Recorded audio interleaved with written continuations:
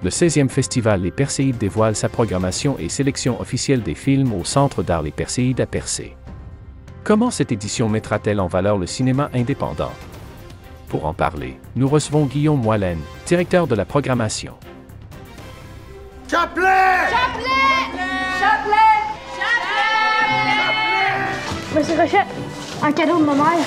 Vive le Québec, là, hein? Sortons la religion des écoles et la Bible des tribunaux. Cette année, en fait, année après année, on veut remplir notre mission qui est de partager le cinéma d'auteur en Gaspésie. Alors, cinéma d'auteur autant québécois qu'international et faire rayonner toutes les formes, la plupart des formes de cinéma, autant long métrage, court métrage, animation. Il y a un volet expérimental aussi pour mettre la table pour l'autre festival qui se déroule juste après le nôtre, qui est la grande rencontre des arts médiatiques, vraiment un festival plus expérimental. Donc, nous, c'est pas vraiment notre mission de partager ce genre de cinéma, mais on le fait quand même un peu. Cette année, en raison de notre première, de notre film d'ouverture, qui est Ababouiné, du grand maître du cinéma québécois André Forcier, là, un cinéma rempli de réalisme magique, on a mis la table un peu pour une programmation qui ferait rayonner le plus possible le cinéma québécois, autant pour les nouveaux, les jeunes cinéastes, que les plus anciens. Donc, avec André Forcier, qui est un vétéran, c'est notre film d'ouverture. Sinon, on a beaucoup de longs métrages qui, de nouveaux, de premiers longs métrages, par exemple, Jour de chasse d'Annick Blanc, qui est québécoise. Sinon, une autre vétérante, il y a Léa Paul, avec Hôtel Silence. Euh, Cette année aussi, pour le cinéma québécois, on veut parler un peu de cinéma politique. Alors, on va mettre de l'avant des films qui parlent de la ville de Percé. Euh, il va y avoir La Maison du Pêcheur, un film qui raconte la façon dont la cellule Chénier s'est créée au Québec en 1969 avec la création du restaurant emblématique de Percé. Puis, il y a aussi un film qu'on a dépoussiéré qui s'appelle Il y a plus trop à percer, un film de 1971 qui était en pleine vague du cinéma érotique du Québec, là, qui a un peu lancé notre propre cinéma avec Deux femmes en or, notamment, là, qui est comme le film le plus connu de cette vague-là. Alors, il y a plus de trois percées, film de 1971. Ça va être présenté en collaboration avec Sylvain Garrel, un historien cinéphile français passionné de cinéma québécois qui vient d'écrire justement un livre sur la place du FLQ au Québec, dans le cinéma au Québec, une brique. C'est tellement fouillé, détaillé, donc il y a une expertise très forte dans ce genre de sujet. Alors pour ça, oui, il y a quand même une attention particulière pour la ligne directrice du cinéma québécois, autant dans les courts que les longs. Puis les longs métrages internationaux aussi viennent se greffer à tout ça, mais essentiellement, là, on est là pour honorer la mémoire de notre cinéma. Et peut-être, parce que effectivement, là, tu nous as donné un beau bouquet là, du cinéma québécois là, qui va être présenté lors de cette 16e édition. Est-ce que si tu avais, je ne sais pas si on peut demander ça à directeur de la programmation, comme ça, un coup de cœur dans le volet international, parce que je sais que des fois, quand on participe à ce genre de festival aussi, on s'attend un peu à découvrir ce qui se passe ailleurs dans le monde. Je sais que vous avez certains partenariats où vous allez voir d'autres festivals pour vous nourrir. Est-ce que tu veux nous parler un petit peu de quelque chose qui t'interpelle plus ou que vous allez présenter? Oui, certainement. Ben, comme tu l'as mentionné, oui, j'ai eu la chance de beaucoup voyager pour ce festival-ci, là, pour cette édition. J'ai pu aller à Cinéma de Bayou. On s'était d'ailleurs parlé à ce sujet-là, qui est en Louisiane, festival en Louisiane. Sinon, Festival de Cannes aussi, pour voir, qui met vraiment la table pour toutes les grandes nouveautés internationales en 2024. Ce sont juste des premières mondiales là-bas. Sinon, j'ai eu la chance d'aller au FICFA, Festival international du film francophone en Acadie. Ça, c'était aussi merveilleux. C'est pour ça qu'on a une vitrine sur le cinéma acadien aussi qu'on présente pour encourager nos amis du Sud, du Sud, de Nouvelle-Écosse, Nouveau-Brunswick. Puis, donc, international. Et un documentaire vraiment coup de cœur que j'ai, il se nomme Never Look Away, qui a eu sa première mondiale au festival de Sundance aux États-Unis. Et puis ça, c'est un film qui rejoint, qui coche beaucoup de cases pour moi parce que ça parle de politique internationale, d'actualité internationale. Ça, c'est un film très vivant, très cru. Ça raconte l'histoire fascinante de la photojournaliste Margaret Moth, qui est d'origine de Nouvelle-Zélande.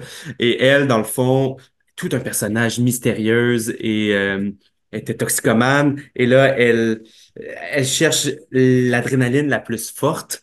Puis, pour ce faire, elle s'enrôle comme caméra woman pour CNN, le réseau américain journalistique. Puis, elle va couvrir le siège de Sarajevo dans les années 90, la crise du Golfe. Elle va aussi au Rwanda pendant le génocide. Donc, c'est vraiment un documentaire très, très dur, mais je trouve essentiel, autant dans sa forme que son fond.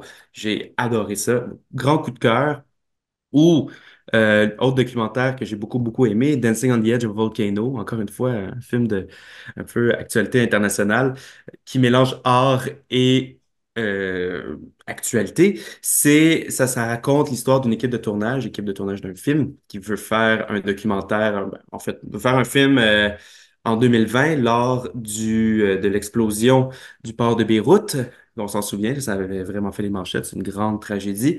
Et ce tournage-là, en plus de l'explosion du port de Beyrouth, il y a la COVID, il y a l'inflation, il y a des émeutes journalières dans la ville et au pays, au Liban. Alors, j'ai trouvé ça super intéressant de voir cette démarche-là artistique dans le film. C'est un film magnifique. C'est la même compagnie de distribution que Dear Memories, qu'on avait présenté l'année passée, un documentaire sur un grand photojournaliste qui veut un dernier voyage avec sa femme aux États-Unis puisque lui, il a l'Alzheimer. Donc, un documentaire super touchant, mais là, on est vraiment dans quelque chose de plus dur. Alors, deux grands coups de cœur. Là, je vous raconte beaucoup de films aussi qui sont plus des drames, des choses moins légères. Il y a aussi des comédies dans la programmation. On pourra en parler plus si tu veux. Bah, j'imagine qu'on peut inviter les gens à aller voir, parce que dans le fond, tout le détail de votre programmation, on peut la trouver sur votre site internet lesperséides.ca. J'imagine qu'on peut aussi acheter nos billets si vraiment on voudrait réserver nos places. Comment ça marche? Oui, ben pour les billets, ils sont tous déjà en ligne sur notre site web. Il suffit d'aller sur la programmation que vous souhaitez voir et dans le coin droit, il y a acheter votre billet. Vous allez là-dessus et puis réservez vos places à l'avance parce que on a une salle de 55 personnes et puis ça se remplit très très vite. Alors si vous pouvez être d'avance, c'est mieux. Mais surtout pour Ababouiné, déjà là, on voit qu'il y a beaucoup de billets qui ont été vendus assez rapidement. Pour Ababouiné, on va avoir Rémi Girard ainsi que André Forcier sur place, Éric Bruno, des enfants aussi du tournage, mais du film. Puis aussi, je trouve que ce film-là reflète bien un peu ce que je mentionnais tout à l'heure, le fait de vouloir allier le présent et le passé. C'est un film, comme je l'ai mentionné, d'un grand maître, avec des acteurs de renom, Rémi Girard, par exemple, Gaston Lepage, et aussi qui est un film mené par une distribution très jeune. Ce sont des enfants, les vedettes du film, après tout, puis j'aime bien ce côté-là enfantin, très conte dans le film, avec aussi les anciens et les nouveaux qui se joignent ensemble. Donc, vraiment un film, je trouve, qui reflète bien l'idée qu'on a cette année du festival. Un peu pour terminer, rappelle-nous quand même rapidement les dates et puis comme ça on fait le tour. Et puis le site internet, je l'ai nommé tout à l'heure, mais je veux juste m'assurer que c'était le bon. Oui, les dates, ce sont 19 au 25 août. 19 au soir, il y a notre film d'ouverture à Babouiné, film de préouverture Soleil Atikamek. Euh, qui est un film qui mélange fiction, documentaire sur une tragédie qui est arrivée à Manawan en 1977. Un film qui a déjà voyagé en Gaspésie, mais nous, en raison de son importance, je souhaitais vraiment le représenter encore au public gaspésien qui l'aurait manqué. Alors, ouais, 19 au 25 août, film de clôture le 25. Cette année, on fait deux projections de cinéma autochtone. Il y a la première, film de préouverture avec Soleil Atikamek. Et aussi, on va être en collaboration avec Gaspeg pour la communauté Mi'kmaq de Gaspeg pour présenter une autre programmation qui se nomme Culture autochtone. Alors, il va y avoir Tim Adams, qui est un musicien artiste de Gaspeg, qui va animer ces projections-là de concert avec moi pour animer des questions-réponses avec le public. Et cette projection-là, ça parle de l'appropriation culturelle de, des Blancs, surtout envers la culture autochtone, cette fascination-là que les gens ont envers cette culture. C'est super détaillé, très fort. Dans la forme, c'est très classique comme documentaire, mais le sujet, le propos est truffé d'informations super pertinentes. On apprend beaucoup, beaucoup. Alors pour ça, on est vraiment content. Puis le site web persil.ca, vous cliquez sur accéder à la programmation et tout y est. La grille horaire et vous faites défiler. Puis vous voyez toutes les projections. Vous écoutez votre reflet d'ici. Revoyez tous nos reportages sur notre site Internet.